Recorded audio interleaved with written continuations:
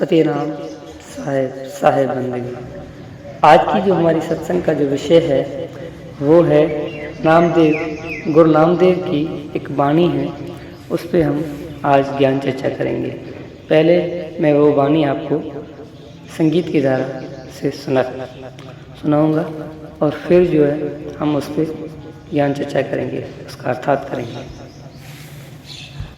हो अजर अमर अविनाशी देखा सिंधु सरोवर नाया जी, सुबद ही सुबद भया उजियाला सतगुरु भेद लखाया। अपने को आपे में पाया न कहीं गया नहीं आया जी। जो कामनी कंठ का हीरा आभूषण बिसराया जी। और संग की शैली भेद बताया जीव का भ्रम निसाया जी।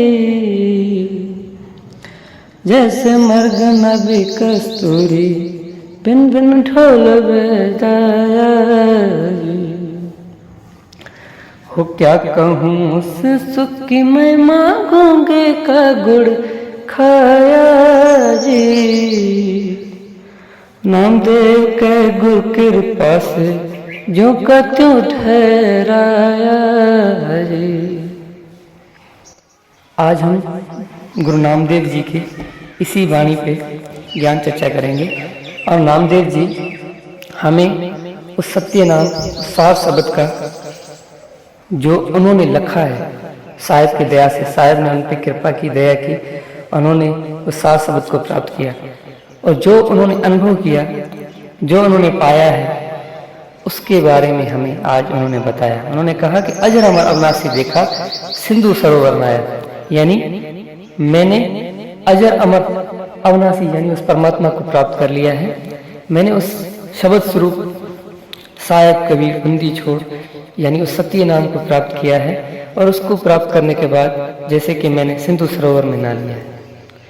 अभी आगे बोल रहे हैं कि सुबद ही सुबद भया उजियाला सदगुरु भेद बताया। मेरे सदगुरु ने जो मुझे शब्द दिया था, जो मुझे भेद दिया था, आज मैंने उस शब्द, उस सत्य नाम को प्राप्त कर लिया है। और वो शब्द प्राप्त किया है जो 52 अक्षरों से बिल्कुल ही न्यारा है, जो 52 में नहीं आता, जिसके लिए साहिब ने कहा है होठ कंठ लागे नहीं, जिबिया नहीं उचार, और गुप्त वस्तु जो लखे सो निज हंस हमार। जिसके लिए साहिब ने कहा सुबद हमारा तू शब्द का सुन मत जा सर, जो चाहे निज रूप को सब दिले पर। आज यही वाणी उस शब्द की हमें भेद बता रही है कि वो शब्द है क्या। इसी प्रकार आगे हम जाते हैं। जो कामनी कंठ का हीरा आभूषण बिसराया, संग की शैली भेद बताया जीव का भरम निसाया। जैसे एक कामनी यानी एक औरत अपना हीरा अपने पास ही खो देती है और वो इधर उधर ढूंढने लगती है। वो समझती है कि वो हीरा पता नहीं किधर चला गया है और वो ढूंढ ढूंढ के थक जाती है। फिर वहां पे उससे एक उसकी सहेली पूछती है कि तुम इधर क्या ढूंढ रही हो। फिर वो बोलती है कि मैं अपना हीरा ढूंढ रही हूँ जो मुझे मिल नहीं रहा है। फिर उसकी सहेली हंसने लगती है और कहती है हीरा तो तुम्हारे पास ही है, ये पड़ा हीरा। इसी प्रकार जो गुरु होता है वो हमें ऐसे ही उस सत्य का भेद देता है, क्योंकि सत्य सबके पास है, लेकिन हमें पता नहीं कि वो सत्य है कहाँ और वो सत्य को हम कैसे प्राप्त कर सकते हैं। इसी प्रकार हमें संग की शैली यानी हमें गुरु की इसी वजह से जरूरत पड़ती है, नहीं तो सत्य तो सबके पास है। जिसके लिए साहिब ने कहा कि भूखा भीखा कोई नहीं और सबकी गठरी लाल, गांठ खोल देखा नहीं तांते रहा कंगाल। यानी वो सत्य सबके पास है, लेकिन हमें ऐसा गुरु चाहिए जो हमें बताए कि वो सत्य है कहाँ। अभी हमें गांठ खोलने वाला गुरु चाहिए जो हमें उस सत्य तक पहुंचा सके, उस सत्य नाम को लिखा सके। इसी प्रकार हम आगे चलते हैं।